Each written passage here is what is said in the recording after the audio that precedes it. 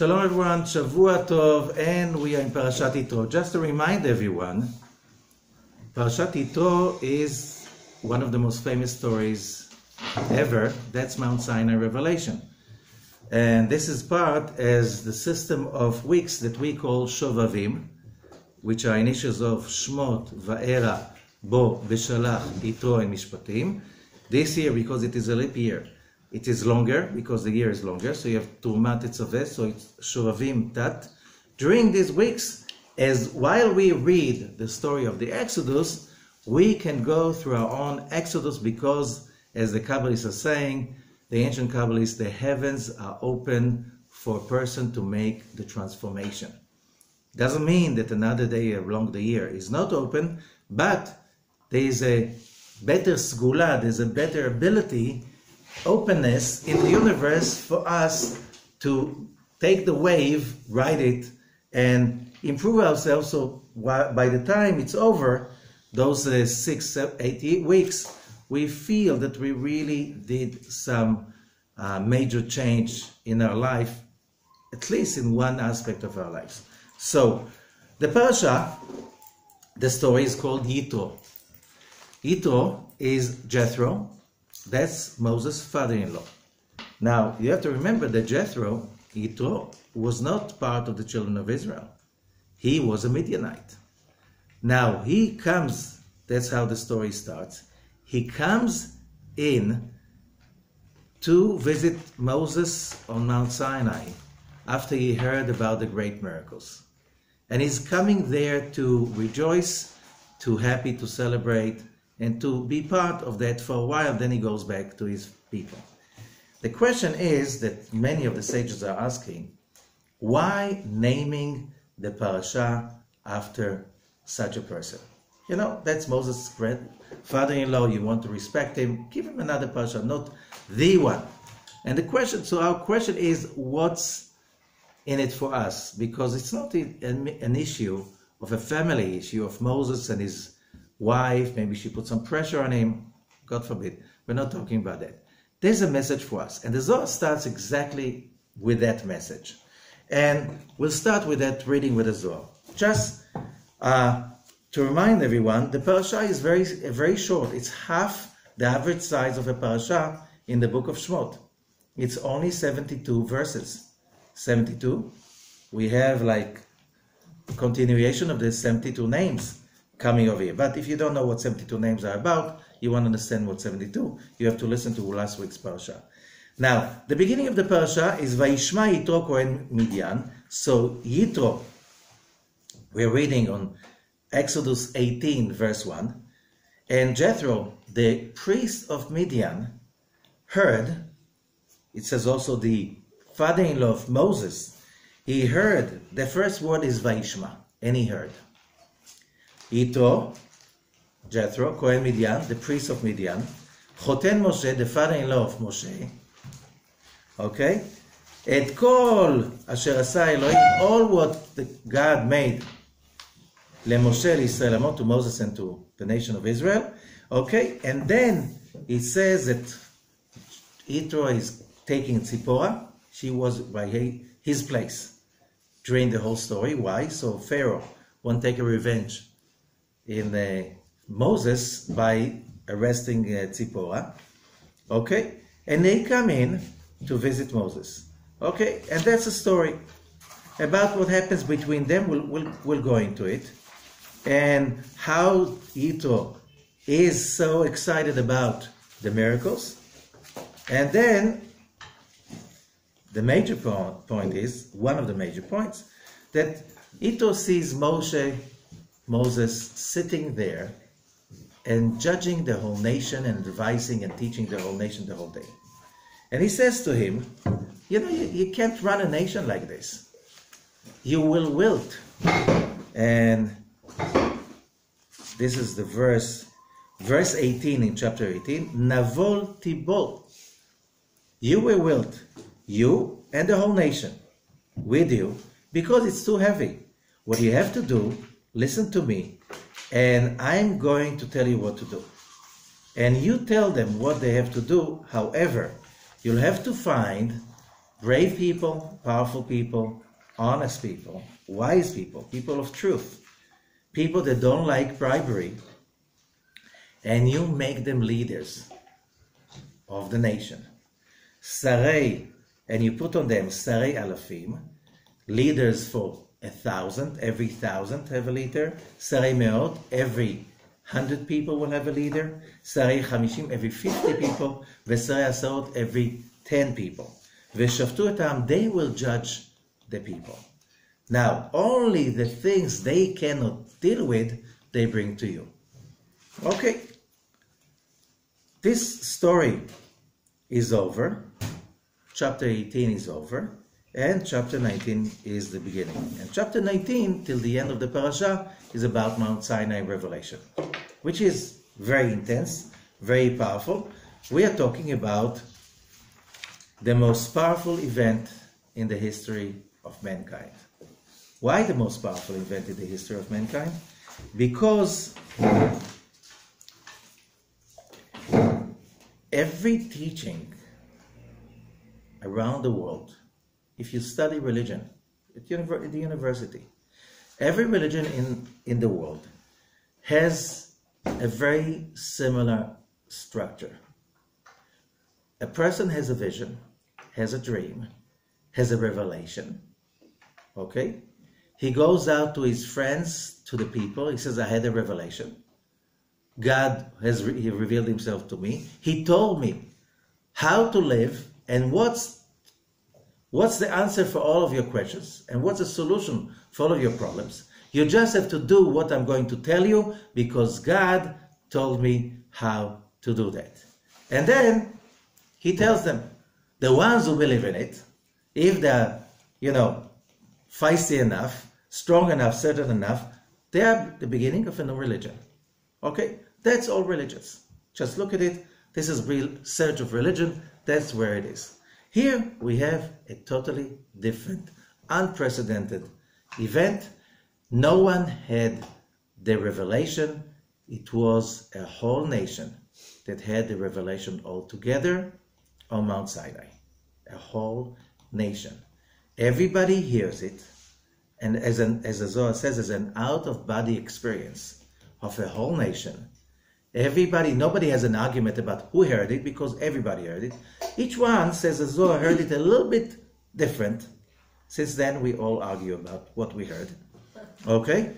And as the Zohar says that everybody is right. Because we are different, that's why we heard it a little bit differently. Okay, so this is the two parts of the parasha.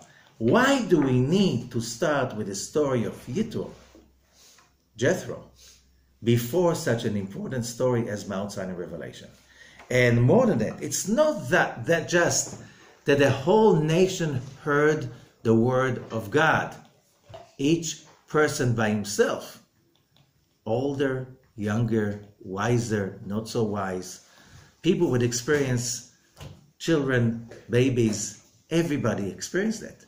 More than that, that moment was a moment of great completion, because that moment, in a way, completed the sin of Adam. And therefore, another aspect that was there was no death on Mount Sinai. If there was no sin of the golden calf, that means that all of mankind will go back to this place that Adam was before the sin. Okay? Now, this is the story. Believe it or not, either this is the most amazing experience of mankind, or this is the biggest lie in history. But you know what? Somebody says he had a vision, you can argue with him. He didn't have, it's your word against his word, and there's no argument. I feel that God revealed to me. What can we say? A whole nation says that. We were there. That's something totally different. By the way, the effect of that carries on. The waves of that move, of that impact, carries on till today. As we said last week, when we say that the Israelites, when they yell on the Red Sea to God, today it's very simple. When somebody's in trouble, he prays to God. That didn't exist at that moment. It was the first time the lay people prayed to God. From that moment, people can pray to God. That was people before, they prayed to the gods for one reason only. Leave me alone and don't hurt me anymore. You never pray to a loving God knowing that you're his child and therefore he has to help you, because that's how the creation works. That was a new concept. So people looking at God as our Father and King, that was invented on the Red Sea. Here, it's another step.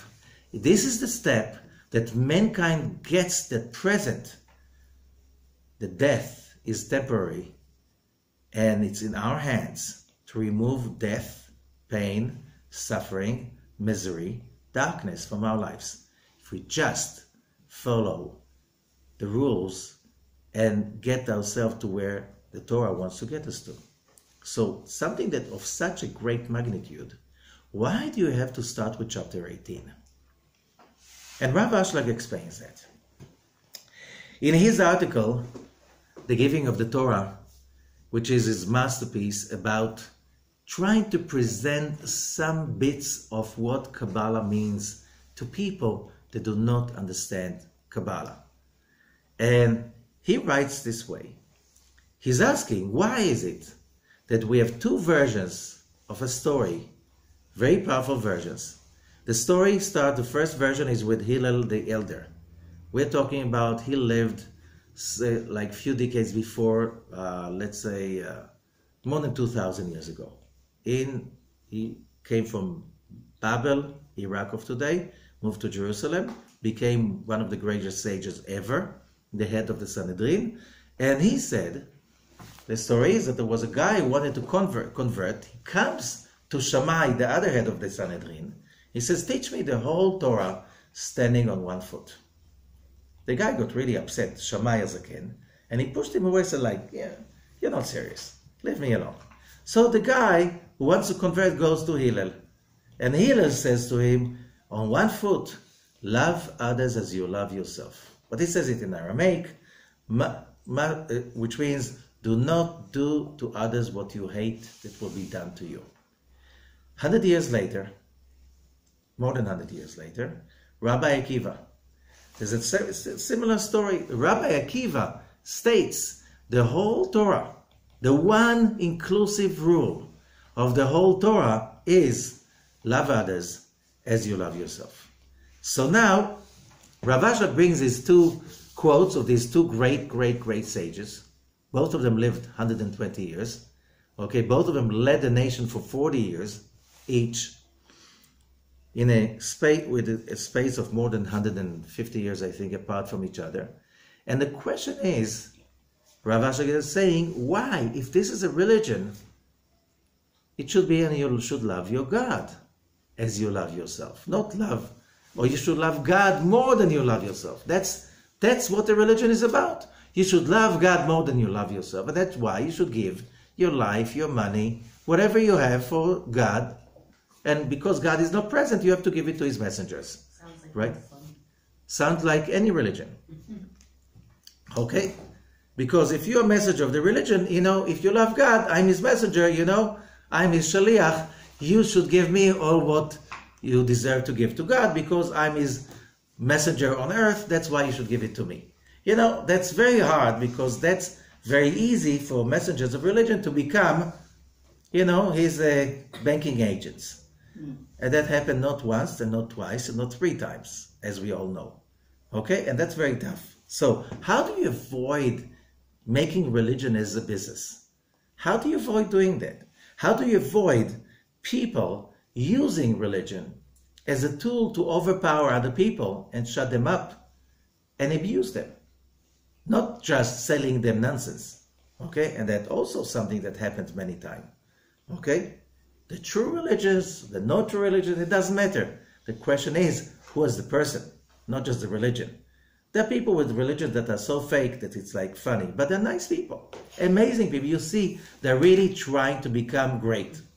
And there are people with like really religions with a lot of credentials and they misbehave in the name of religion. So how do you solve that problem? Which means, is religion the problem, or is religion the solution? Okay, and it's a very old question. And Parashat Yitro is trying to give us the answer, as Rabbi Ashlag is saying, before we get into the main point. And let's see the beginning. Remember, this is Shovavim, so it's a message for all of us. All of us want to redeem ourselves from death. You know what? Maybe not in total, but at least going for a few hours without dying, without getting upset every time somebody tells you something that is not so comfortable to hear, without getting into depression because you didn't get what you just wanted, or you got it and it's not exactly as you wanted it to be, right? That's each one of that events is a little death. So if you go through a whole day without dying, you just revive yourself by getting more excited about life and about positivity and about love, so you had experienced one day of immortality. 3 days like this, 7 days like this, a whole month like this, that's already, that's being superhuman. Okay, so now let's read the Zohar. And the Zohar starts with these words. Vayishma Yitro Kohen Midyan.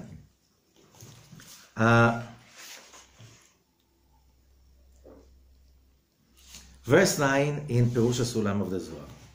And it says as follows, come and see, בואו ראה. בסוד הקדושה יש מלך, וכהן המשמש תחתיו. You know, the many spiritual teachings say, as above, so below. As below in the physical world, you need to have a king, somebody to run the country, and you need to have a priest, somebody to serve the spiritual needs of the country. And many countries have that. You know, you have the chief rabbi or the chief priest or the bishop or whatever of the country. And you have the king. So, in the secret of holiness, Kedusha, there's a king and there is a Kohen, a priest. המשמש תחתיו. בין למעלה בין למטה, up and above. יש מלך למעלה שהוא סוד קודש הקודשים. Above, there's a king and it's called the Holy of Holies. והוא מלך עליון, he is the supreme king. The Holy of Holies is the Sphira of Binah. If you know Kabbalah, Binah, it's the Sphira that is above whatever we can imagine or we can feel and sense with our brains and physical senses. And that's why when we say the blessing, Baruch Atah Hashem Elokeinu Melech HaOlam, blessed are you. Atah is not you exactly, but the king of the universe, we mean to connect to Binah, which is the source of bliss for us in our world. Okay? Under the king, the divine king, Melech Elyon, תחתיו יש כהן, there is the Kohen, the priest. סודו הראשון המשמש לפניו. And this one is Sfirat Chesed. And Sfirat Chesed is under Binah, which is, what is Chesed? Chesed is that pipe, that source, that filter that brings in the light from Binah to sustain us. Now, and that this Kohen, which is called Kohen Gadol, what Gadol means? Chesed. When is that someone is great? When that someone is capable of doing kindness to others.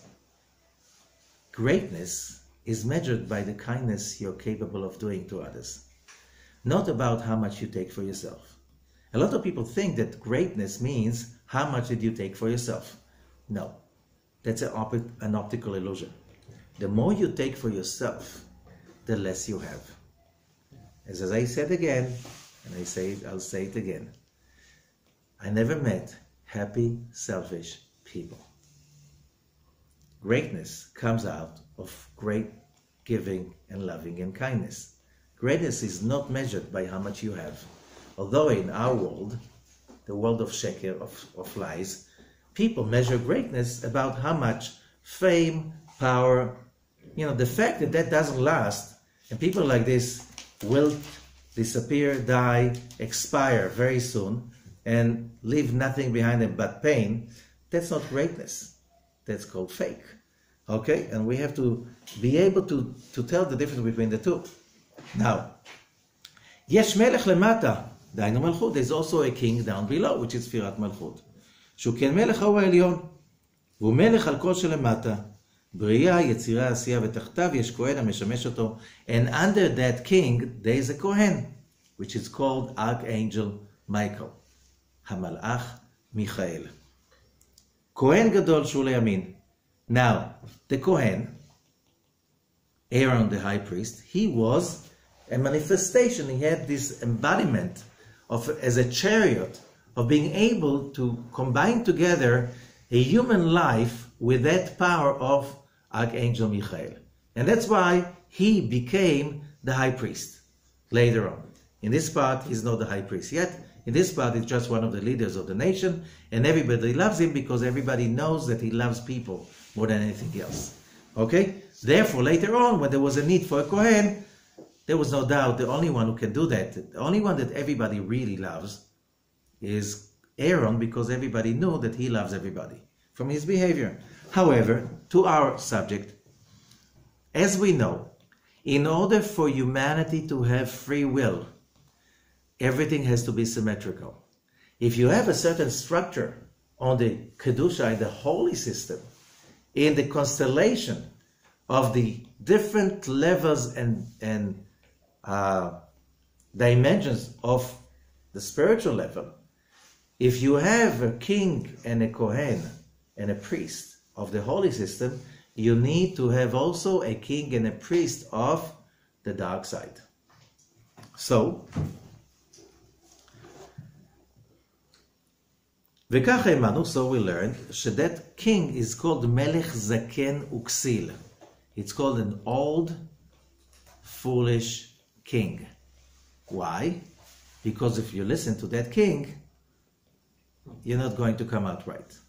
Okay? You have to remember that. And that is the manifestation, which is called the Yetzer Hara, the evil inclination.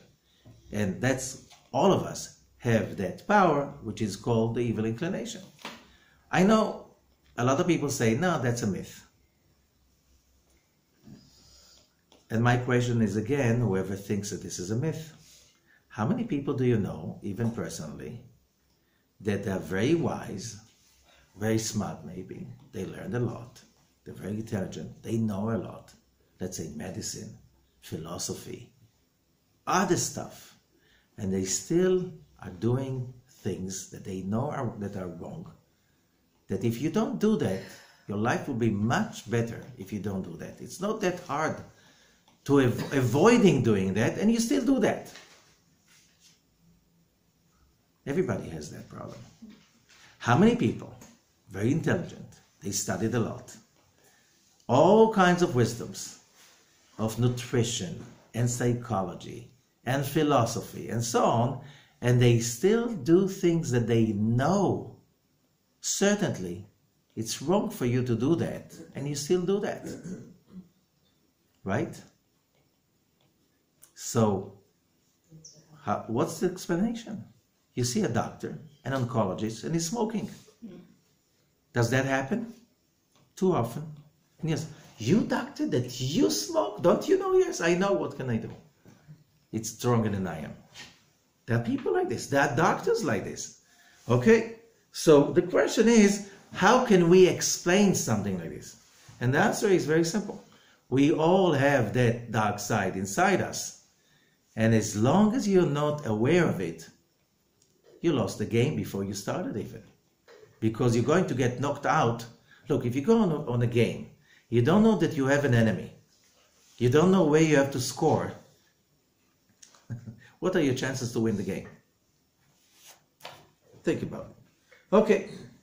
So you see that there's a game over here. We're talking about the king, we're talking about the priest in the upper system, the lower system, but we're really talking about dimensions and aspects of our personality. Remember, this is the Shovavim. Okay, this is the period of Shovavim, which means this is the time to overcome our dark side, which we said in the previous parashot, is being called in this story Egypt, Mitzrayim, the narrow place, the body consciousness. It's called Pharaoh, the dark side, the king of the dark side, which is our evil inclination. And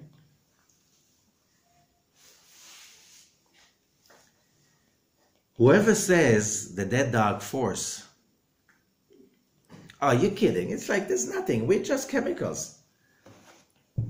There's no dark force. Yeah? How many times did you find yourself doing things that you know for sure are not serving your interest?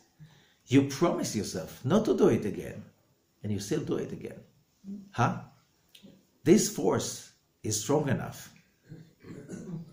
and dangerous enough to ignore.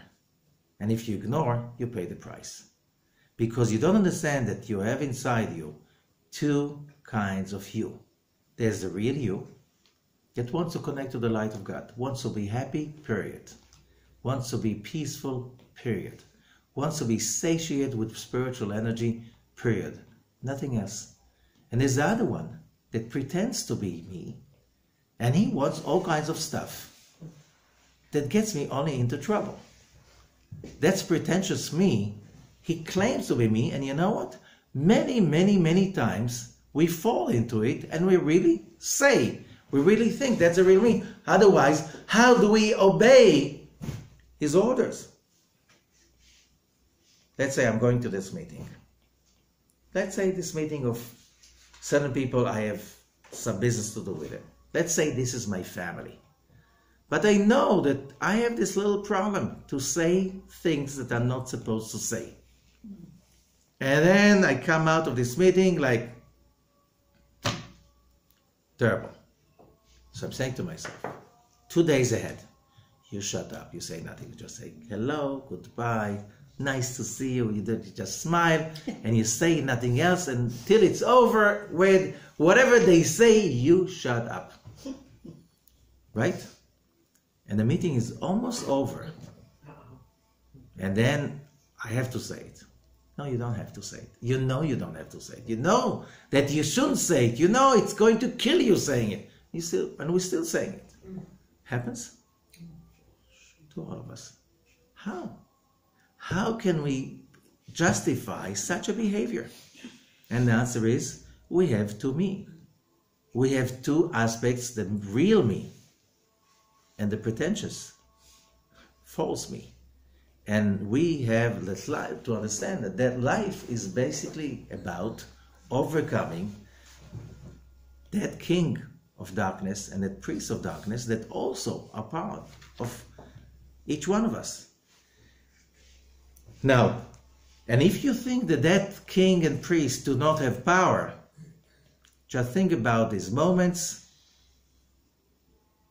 that they overcome you or people you really like, and the rest is history, right? So that evil inclination has a lot of power.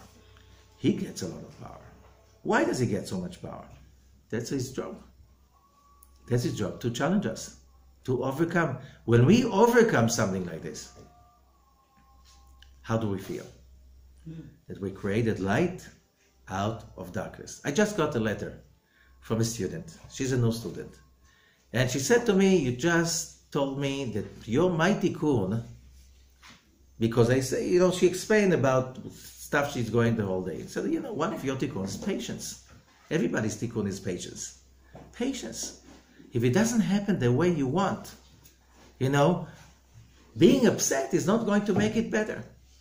Being angry is not going to make it better. Being, as a mother, she's a mother. She says, I'm so upset about my kids. Being upset and doing everything with upset is not going to make them do it better. That's your tikkun. Okay, that was a week ago. She sent me a letter last night. I just want to tell you that I'm really thinking about it. And you know what?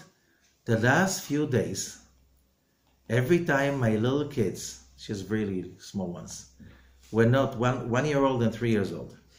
Every time they didn't behave exactly as I did, and I felt like getting upset, I told myself, no, you should be patient. And I was patient. And she said, and today, my 3 years old came to me and said, Mom, it's so much nicer that you're not angry anymore. I can love, it's so much easy for me to love you and to do what you want me to do because you're not upset anymore. Before it was very tough. Now, that's a reward when you overcome your own dark side. When you start to deny the access to the control panel when your dark side wants to have access. And you say access denied. Today, we're going to do it differently. Today, we're going to do it with a lot of light and patience. Okay? Now, so the davar. So we have to understand, says the Zohar, that force really have power. As we say, smart people, wise people, they fall into it. Why? What do they say? It was stronger than I was. Don't we say that? How come? It is powerful. So that's why it's called Kohen On, the priest of On. On means in Hebrew, vigor, power. Okay, so the davar, and the secret of that, that's verse 12 in the Zohar of this parasha. B'sha'ah shemelech hazeh v'kohen hazeh, at the time that king of the dark side and the priest of the dark side of the, okay, nichna'im v'nishbarim, they simply give in and they break down by our effort. אז כל הצדדים האחרים נכנעים מודים לו לקדוש ברוך הוא. Then all the rest, all the other parts, everything else, acknowledge the presence of the Creator. And then everything becomes so differently better. What does it mean? Because then, הקדוש ברוך הוא מושל לבדו למעלה ולמטה. Then, the Creator governs everything above and below without anything to bother to stop and to disturb. Okay? And that's what it says. Where is this verse from? Isaiah chapter 2. ונשגב השם לבדו ביום ההוא. And the Creator will be there, great, only Him, on that day. What day? The day of redemption.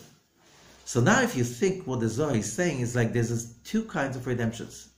There's a general redemption of all of mankind, and there's a personal redemption. The moment you achieve that moment, that place, that certain power to overcome your dark king and priest inside you, in that moment there's only God. In that moment there's only love. There's only patience, then there's only wisdom. There's no place for anything else. At that moment, you feel the victory. For that moment, you feel that taste of real light. Okay? Now, כן זה וסוד הזה ממש, עשה הקדוש ברוך הוא בארץ. So the same thing, same secret, the Creator did in this earth. ששבר מלך זקן וכסיל. When he broke the old and foolish king, which is Pharaoh. Pharaoh said, I created myself. Our own private Pharaoh says, I can do it myself. I don't need anybody else. You know, I know by myself. I can do it by myself. I was, you know, through evolution, I created myself. I don't need anyone else to exist. Oh, and God is like a myth. This is the evil inclination that has the power to block the coming in of the light. Now, and this is Pharaoh's. בשעה שבא משה לפרעה, so when Moses comes to Pharaoh, ואמר אלוקי העברים נקרא אלינו, the gods of the Hebrews came upon us, פתח ואמר לא ידעתי את השם. What was Pharaoh's reaction? I didn't know God. There's no God. What are you talking about? ורצה הקדוש ברוך הוא שיתייקר שמו בארץ כמו שהוא יקר למעלה, והיכה אותו 10 מכות. So after he was bitten by 10 plagues, Pharaoh, כיוון שהיכה אותו ואת עמו, בא והודה לקדוש ברוך הוא. Only then he says, Hashem hu הצדיק, God is the righteous, and me and my people are the wicked. Okay? Now, but that was breaking down the king. Who was the priest? Jethro. Jethro, Yitro, was the head of the priests of the world of that time. He was also one of Pharaoh's advisors. So after breaking down the king, you need to break down the priest of the dark side. And how did that happen? When he saw all the miracles, he breaks down, and he comes to Moses and says, now I know that is only God. Now, how do we translate it? How do we translate it into our own worldly, day-to-day life? So Rav Ashlag explains.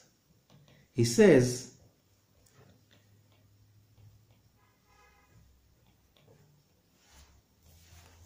the Torah could not be given till Yitro came and admitted that God is the Lord and Hashem is the God.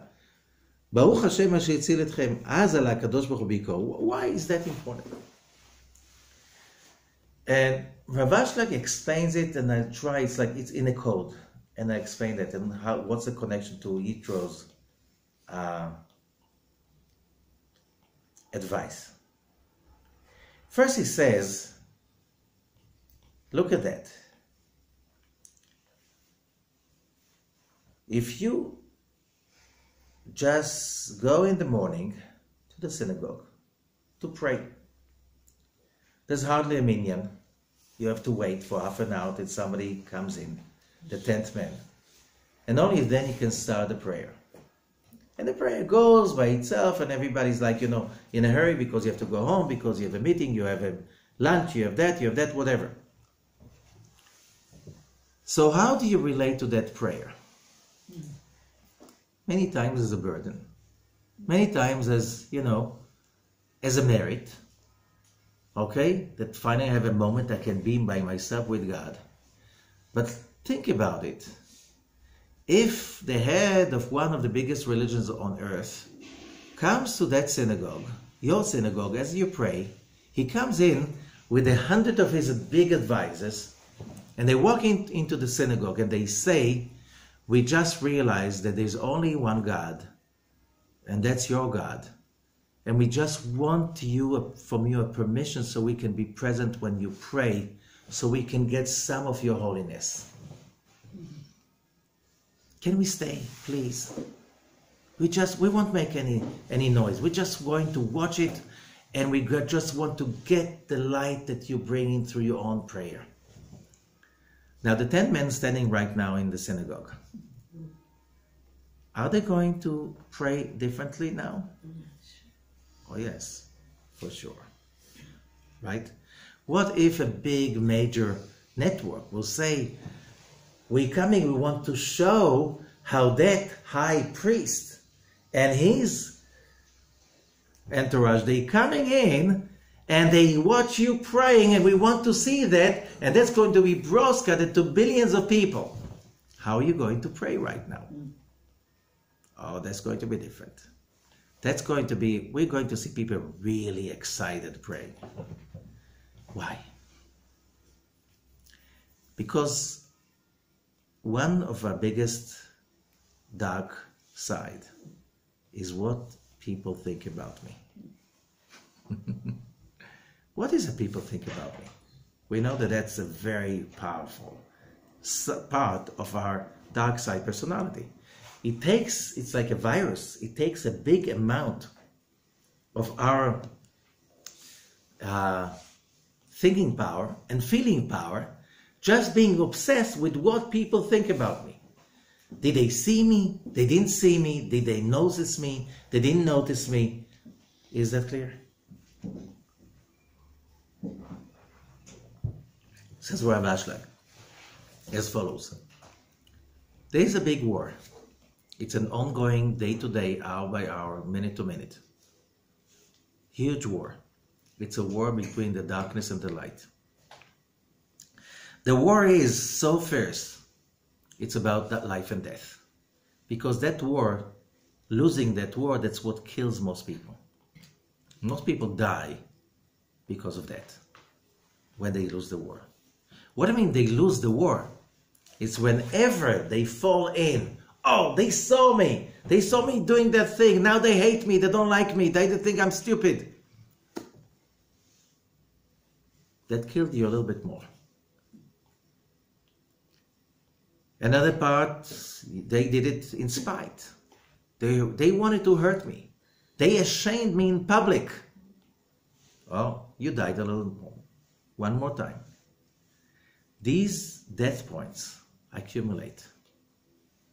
When another day and another day pass by. And why do we die? It's because we listen to that dark side inside us that tells us that this thing is killing me. You know what? I almost died. People say that. People allow that to happen. And when we allow that to happen, we give the dark side free access to the keyboard, to the control panel. And that shuts down one switch after another, different aspects of our existence. The result will be that when you collect enough death points, you simply die. A lot of people die, they seem to be alive, they eat, they sleep, they talk sometimes they talk too much, but they're dead. How do you know? You feel it from them. No light coming out of them. Only misery, pain, sourness, and bitterness. They don't enjoy anything anymore.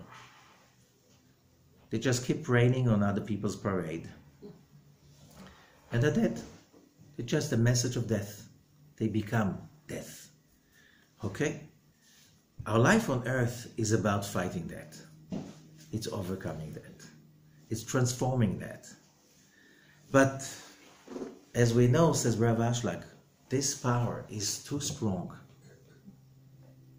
for all of us. It is too strong to deal with. So how do we really connect to the Creator? How do we really connect to the light of God? How do we connect to the light side so we can get the support to fight our own dark side? So, why the two sages chose one mitzvah to be the center point of all of it? Love others as you love yourself. Why did they choose this one and not others? And Rav Ashlag says, because if you want to connect to the life force of the Creator, which is endless, you have first of all to get out of yourself. And since you don't know the Creator, because you can't see His face, you can talk to Him, but usually you don't hear Him answering you. So for your physical senses, they say to you, your dark side says to you, you talk to the wall. You talk to the lamp. It doesn't exist. Oh yeah, your brain says, it says there's a God, but your heart says, I can't feel that God. Why? I'm talking, no answer. I can't feel that God.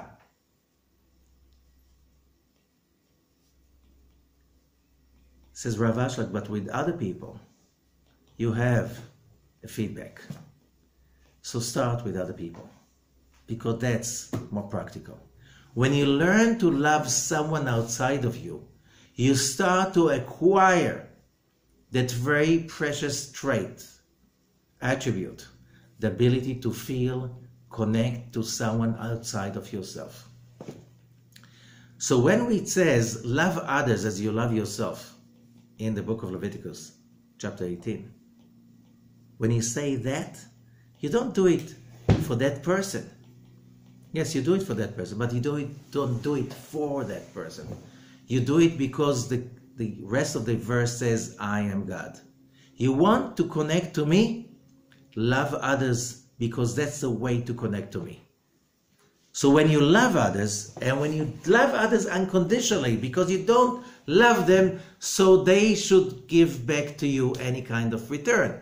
You love them because that's the way to connect outside of your box, outside of your jail, outside of your Pharaoh and Kohen On of your own priest of darkness. This is the point. So, as we said, the condition for the miracle of the splitting of the Red Sea was Vayi b'shalach paro et ha'am. What's Vayi? Vay, pain, he, cry. We plagued Pharaoh enough, so he released us. Get out of here. Can't stand you anymore. How do you plague your Pharaoh? When you toil yourself, we put the effort into serving other people. Why? Because that's my religion. Serving other people, it's my only way to the Creator. It could be a passerby that asks what's the time, and I do it as a service that I get $1 million out of that service with a smile, with grace. It could be a family member. It could be a neighbor who just wanted something. It could be part of your job. And you know what? You even make money by serving. But if you do the service as a religion, says Rav Ashlag, you have a feedback. And through the feedback, you can tell you're getting closer. Because that feedback, you see people respond. That gets you forwards. When you do that, what do? What's your body reaction? I'm too tired. I'm too lazy. I'm too this. I gave enough. I gave in the office. I gave in the home already. You know, I gave enough today. I have nothing else to give anymore. This is the time to give the last plague to your Pharaoh and said, you know what? You're so tired. One blow will finish you and I'll be free. So I'm going to get up right now. I'm going to do that service all over again just to spite you. And now he sends you away to freedom. That's a condition. The question is like this. And that's the point. How do you do that? Let's go back to Yitro. If you live in a nation, among a nation, and that everybody, from the moment they get up in the morning till the moment they are in bed, tired, exhausted. Why? They serve, they are into service. Everybody, masses of people, they just can't stop serving each other. And you just come to visit a nation like this. And everything you do is just for yourself, as you used to. It's all about me. It's all about me. There's nothing but me. Nothing but me. But you know what? You live among a nation like this, and everybody's smiling, everybody's loving, everybody you see. You know, the person is in pain, is still working so hard to smile and to be generous. What happens to you? You want people to like you, right? Remember? Our evil inclination. He wants people to like him. So, what can I do? It's like, you know, if I'm going to be, every time I'm going to behave in a very rude way, people look at me, it's like, what happened to you? Do you have a toothache? You need to go to the doctor. You know, I have a remedy. Maybe something is, you know, what's wrong? You want me to take you to the hospital? You know, why are you so, something is wrong with you. You're not nice. Everybody here is nice. You must be really suffering. Oh, can I help you? How can I help you? How do you react to that? Sooner or later, you start to behave like them. Why? You don't want to feel different. You want to be part of them. You want to be part of everyone else. You don't want to be like a foreigner, somebody who doesn't belong. So your Yetzer Hara, your evil inclination, will push you to serve. Why? So people will look at you as part of everyone. Oh, he's part of the gang. Now you are like everybody else. We accept you. Acceptance is so important to our evil inclination. Rejection is so painful for evil inclination. So if you're among the people that are so full of generosity, even, you know, it says in the Talmud, even though you are a vicious, selfish person, and you're stupid also if you're like this, you'll start to behave yourself. Why? You want everybody to love you. And sooner or later, you start to become like them. So think about it. Can you do it by yourself? No. Because by yourself, when you're just fighting the war just yourself, you hear that too often. I'm too lazy. I'm too tired. I gave enough, right? Who says that? My fake me. The dark side of me. Fighting him by yourself, almost impossible. So, but still you can be among a whole bunch of people, like thousands of people. Everybody's so nice. But you know what happens? When you're alone, when nobody looks, you still continue to behave the same way. You can get lost in the crowds. So what is more important, it's like, let's say you have 6 neighbors of yours. You move to a new neighborhood. And every day they come to sit with you. They invite you to the coffee shop. They invite you home. There's always a cake. And they ask you, how do you feel today? What happened today? You look like you kind of not yourself today. What's going on? And they really care for you, and they don't go away. They look at you straight in the eyes, and they can see when something is wrong. Now you can get away with that.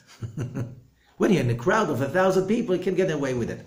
But when there's like a bunch of little, small group of people, they meet you every day. They call you, how are you, every day. They want to see you. They invite you for coffee every day. They pop in for coffee, whatever. They invite you for lunch. You know what? We just made an amazing stew. Come over. You can't fake anymore. It's too close. It's too close. They know you. They can tell from your face something happened. Tell me what happened. You can't get away with it. It's like, like from your mother. So I know something happened. Don't lie to me. I know you. You know what I'm saying? That will be tough. This is what Yitro said to Moshe. You cannot make them all spiritual. Why?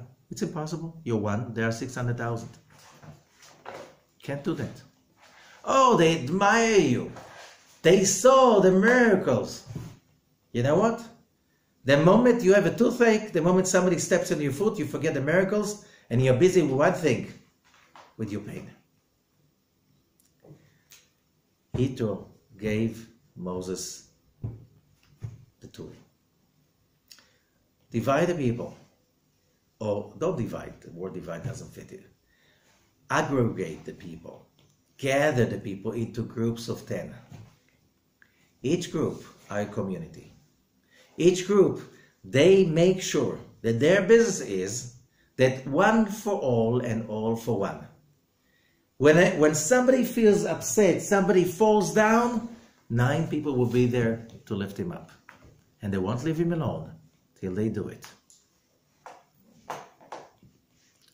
Usually not everybody falls at the same time. Usually it's one by one. So when 9 people lift you up, and you know that there are 9 people, that whatever they have on mind is that you'll smile, that you feel good, you know what happens to you? You start to change. You have no choice. They believe in you. They trust you. They expect you to change. You will change. You will change. And one by one, when each one of us, of this group, falls, loses it, and the others just, you can do it. You can do it. I know you can do it. Why? Because you are the Son of God. And we're all there to make you feel that, because there's no other option. When that is the situation, says Yitro to Moshe, you don't have to lift them up. They will lift each other. And they need to have a guide that will make sure they're all going in the right direction, because some groups can go off the road. But that guide also, he cannot do it by himself. He has to have his own group of his own teammates, that they're all caring for him. And you know what? They also have a guide. And that guide also have his own group. And they have also a guide to that group, all the way up to Moses. You created a pyramid. A real pyramid, not Pharaoh's pyramid. That's a pyramid that you climb on it to heaven. Because when everybody pushed everybody from 360 degrees, scientific research shows that companies that are built like this, they are the most functional, productive in the world. It's called 360, which means when people push you and support you and coach you from all your directions, from the bottom, under you, from above you, which means 360 degrees, and everybody is watching everybody else, and everybody is coaching everybody else to become better because we believe you can become better. These models, scientifically, create the best functional societies. Who started with that? Yitro.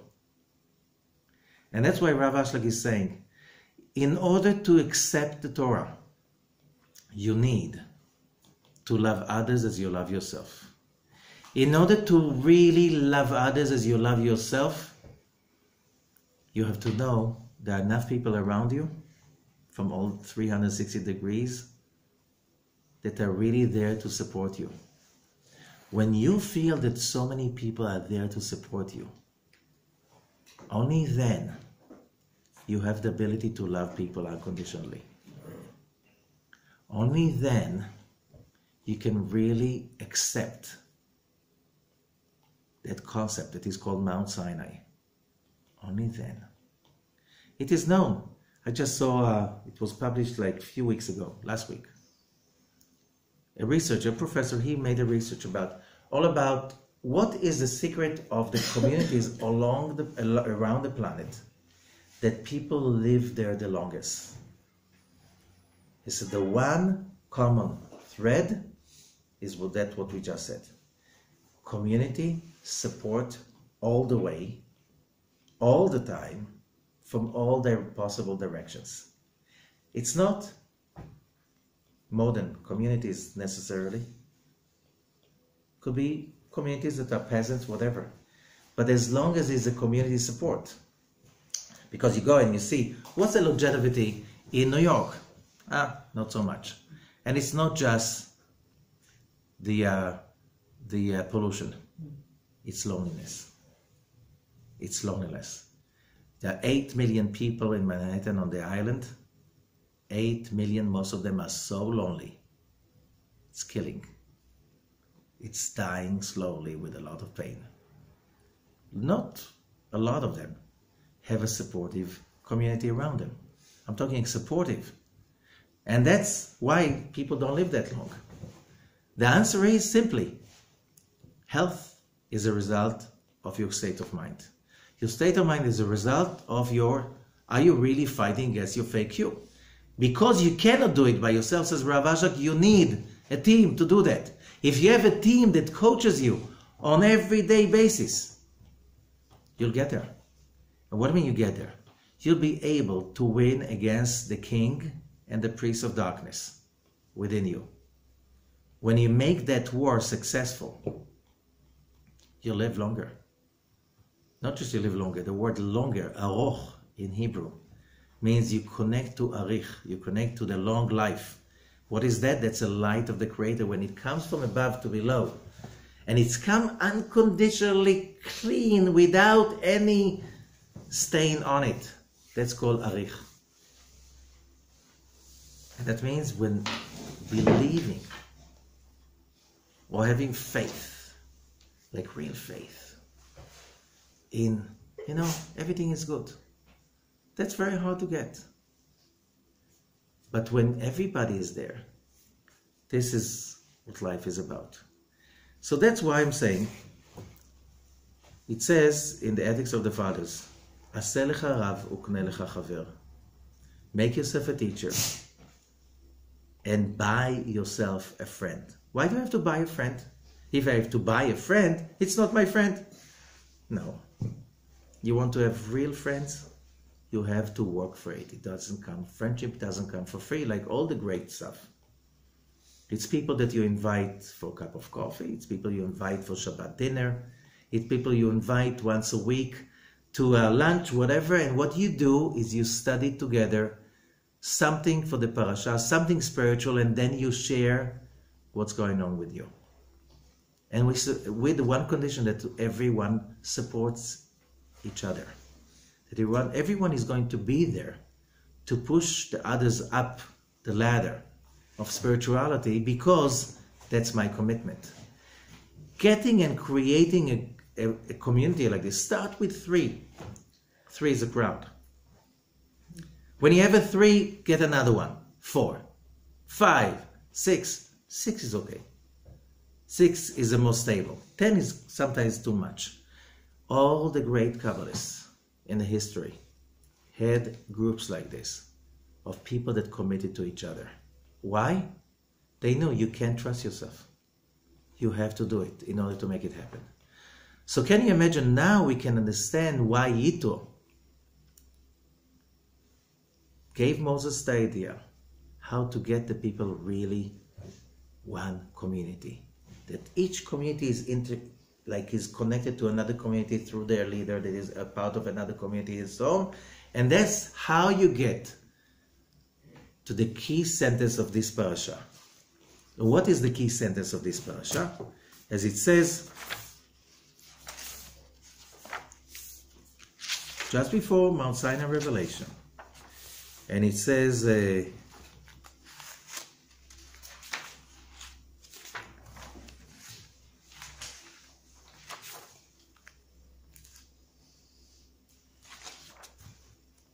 that's before the revelation, because that was a condition. Okay, chapter 19, verse 2. Vayachanu b'midbar, and they camped, in plural, Vayachanu b'midbar. Okay, and then Vayichan sham Israel, and Israel camped, Vayichan, in single. Why it starts with plural and it ends with single? Because the first part of the sentence says, that's a description of a fact. They were camping in the desert. Vayichan sham Israel, however, he camped there. The nation of Israel camped, one person, one soul, one heart. Vayichan sham Israel neged har, in front of the mount. That, says Rav Ashlag, was the condition for the revelation. That triggered the revelation. If that didn't happen, there would not be revelation. When you beat the angel of death, how do you beat the angel of death? When there are enough people around you that don't let you die because they love you too much. There's a story that I heard from my rabbi, he heard from his rabbi. And that will conclude our lesson today. The story is about that country, that kingdom. There was a big trouble, and the king made a decree that the whole country will be fasting for 3 days and praying for 3 days praying to God for help. Whoever is going to break that unity is death sentenced. Nobody should eat. Nobody should stop praying. There was this young man, he was on a business trip, and he just went into town on one of the days of fasting. He didn't get it, he didn't know yet. He took something to eat, he was very hungry, and he ate it in public. He was caught, brought to the king. And the king said, I'm sorry, I made a decree, I cannot break the rule. You are death sentenced. Says the man, what can I do? I broke the law. There's nothing I can do about it. However, please, dear king, I have a request. I have a family. I have business. Give me 1 week to fix everything, so I have kind of a fund that will take care of my wife and kids after I'm dead. So the king said, what? You want a week vacation before you're being executed? The guy said, yes. The king said, you're kidding. You want, to go to do your stuff, and then you'll come and you put your head in the gallows, right? I don't believe you. So the guy said, what if I'll bring somebody to be sit here instead of me as a guarantee that if I don't come in, you'll execute him. The king said, this is unheard of, but you know what? You intrigue me. This is a challenge. I want to see if you can bring something like that. If you can bring a person like this. This is like, just for that, I'm willing to listen to you. So he calls his friend. He brings it to the king. And the king sees the two guys and he says to the friend, you really trust your friend? He's going to go for a week. He's going to come. And after you are in my hands, and he's going to come voluntarily, after he's free, instead of running away, he's going to come and replace you and be executed. Do you really believe that? And the friend said, yes, 100%. The king says, okay, I want to see that happening. So the guy goes to jail, the friend. And every day the king comes to visit him and says, do you really believe that your friend is coming back? Yes, of course, 9%. There's no doubt about it. The day of execution came. The king comes to the guy in the morning. The execution was for noon. Do you really think he's coming? He said, of course he's coming. He my friend. He will never do anything to hurt me. And I'll do anything for him. So, it's almost noon. City Square, public execution. The friend is standing there next to the gallows. And he's going to be there executed. The king says, do you still believe he's going to come? He says, look, it's 5 minutes to 12. He still has time. He's going to come. And I trust him. He's my friend. He will never let me down. It's a minute to 12. He's not there. The crowds that gathered in the city square to see the execution. People, that was their sport, that entertainment at that time. It's a minute to 12. It is 12. The clock is starting to ring, the bell. Bang, bang, bang, 12 ring. The friend said, if my friend didn't come, what can I do? Probably had a good reason. And the king said that you really think that he didn't run away? He said, he didn't run away. If he was not here on time, something happened. But I gave my word, I'm happy giving my life for him. And he put his head on the place.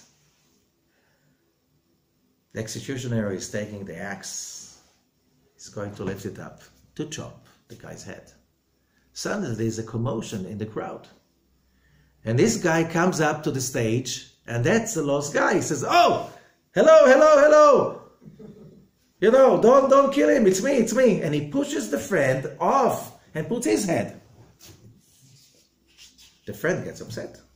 Said, look, the deal was if you're not here by 12, I'm going to be executed. Okay? It's over 12, you're late. Okay? Too late. Move aside, you go to your wife. And he puts his head. And these two start to fight who's going to be executed. The king is watching that scene, unbelievable scene, in awe. The whole people standing there, it's like they've never seen something like this. Suddenly they cry, they fight forcefully. And the king says, stop it! Suddenly they remember they're standing next to the king. And the king says, I've never seen something like this in my life. I never believed I can see something like this in my life. You know what? The decree was that the person who will eat on the day of fasting will be executed. But here, I can see that if I kill one of you guys, the other one will die too. And the execution cannot be coming out on two, only on one. So I have to cancel the execution. I have one request. Can I be your friend? Can you be my friends? I want to be part of friendship like this. This is a story that is basically a fable. The fable is like this. When the angel of death wants to kill someone, he can kill only one person at a time. But when there's a group of people that really love each other, he cannot go into that group and kill one of them, because that would be killing the others. So that's why the secret of immortality in this parasha, the secret of correcting the sin of Adam, which is death, is love and friendship unconditionally. When one for all and all for one. And the only way a person can achieve the correction of the sin of Adam is by creating a community. Because you cannot do it by yourself. So you start building your community by simply bringing people over for Shabbat dinner, bring people over for lunch, inviting people for whatever, and talking about what you go through spiritually. Share it with people that will share with you. When you have that bonding, start with 3, then add 1 to be 4. You have the power to overcome the angel of death every minute right through the day. Because when you know that you're going to fall, and you know you have other people that care for you, love you, and they trust you and appreciate you and adore you as a son of God, because that's how you treat each other, you won't fall as much. And days pass by, you will be able to lift also others, and then you can build another group like this, that you'll be the coach, and they will coach each other, and you'll be their guide. And when humanity understands that thing, then we can understand what does it mean. Do not kill, do not steal, do not covet with your friend's wife and house and stuff like this, because you won't dare fall into these places. Because when we really connect to the true self, we don't fall into these places. No, we don't. So this is a very powerful lesson, and then you can understand the first of the 10 utterances on the 2 tablets. The one that says, I'm your God, your Lord, who took you out of Egypt from the house of slavery. Which means, can you agree and commit that you're not a slave anymore to your dark side? When I'm by myself, I can't commit. I'm too weak to do that. But when I know that I'm committed to a bunch of people and everybody does it together, I can commit. I commit that I am not a slave to anger, hopelessness, darkness, negativity, despair, bitterness, upset, all of this stuff. And then, when I can commit to be immortal, and I know that that's my calling, then I can understand and follow the rest of the rules of the Torah, not as a burden, but as the Zohar says, as advices of love to complete my soul. Thank you so much.